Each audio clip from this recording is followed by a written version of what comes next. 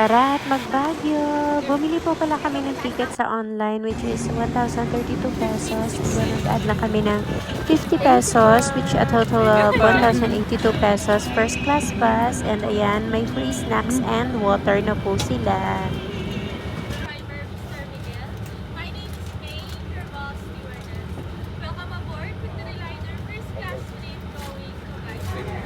In fairness, I must say na si May is very attentive sa mga customers' needs. Job well done, May.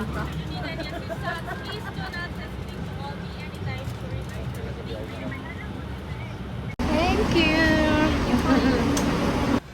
Dito nga po pala kami nag-check-in sa AHB Inn. Malapit ito sa Grotto. Bali, ang rate nila is 1,150 couple room na yon. Bali, 22 hours stay. Check-in time is 1 p.m. and then check-out is 11 a.m. Perfect naman yung room na nakuha namin kasi no need na for aircon kasi malamig naman nga sa Baguio and then may heater din sila. So, pwede kayo mag-anliligo kasi hindi kayo matatakot at malamig ang tubig. 24 hours din na may tao sa baba in case may mga needs kayo. Thank you, AHB Inn, for accommodating us. Talagang inabangan din po namin yung paglatag ng mga night market vendors. Ayan po, pumwesto po kami sa tulay. Siguro mga 8:45 andun na kami sa tulay kasi titignan namin sila kung paano sila mag-assemble ng mga tent nila. And ayan, ang cute-cute po nilang tignan. Diba? Sabay-sabay sila kasi 9 o'clock hanggang 2 a.m. 9 p.m. hanggang 2 a.m. sila dyan.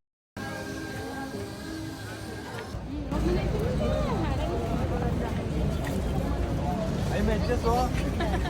Ngayon.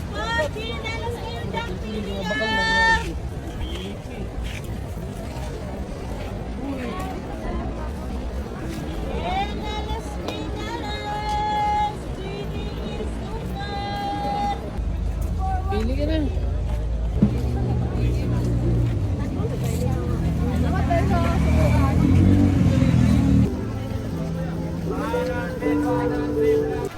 Dinaragsa din talaga yung kanilang night market, lalo na yung sa mga pagkain nila. Tsaka marami palang mga turista kasi Sabado. So, expected na marami talagang taong dadagsa sa weekends. So, ayan, inikot-ikot namin yung mga nagtitinda ng mga pagkain. At hindi pa makapag-decide si Mahal kung ano talaga ang gusto niyang kainin. Ayan, may $10 na, 10 peso pancake pala yan. Nakakalimutan ko lagi, akala ko $10. 10 peso pancake. Ano gusto mo i-try, Mahal?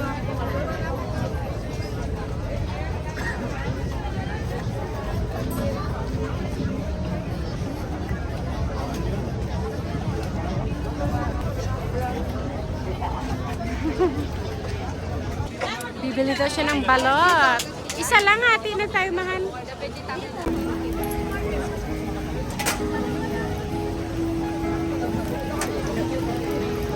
Kano kaya? 40. 40 isa?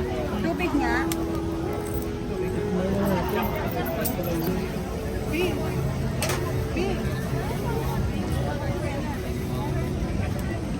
Na?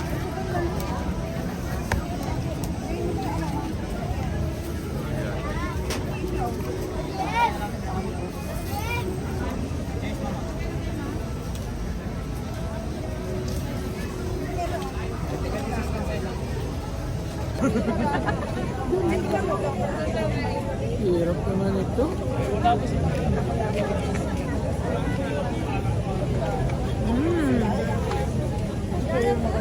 Masarap, may sweet chili garlic. Sa dali. Pag nawala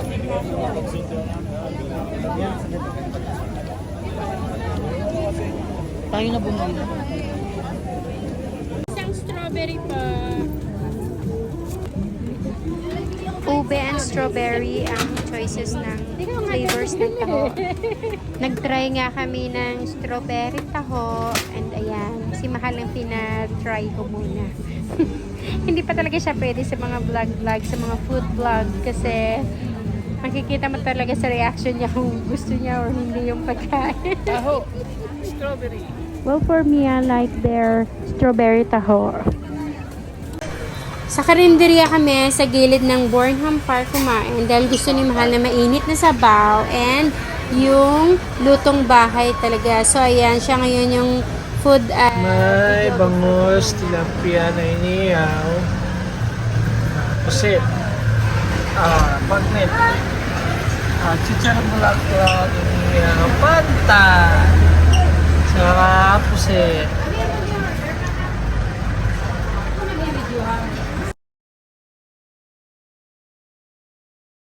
So, yan lang po muna ang gala namin dito sa Baguio kasi gabi na kami dumating dahil siguro mga past 8 na kami dumating sa aming accommodation and ayan, nag-night market na lang po muna kami. Anyways, thank you and enjoy!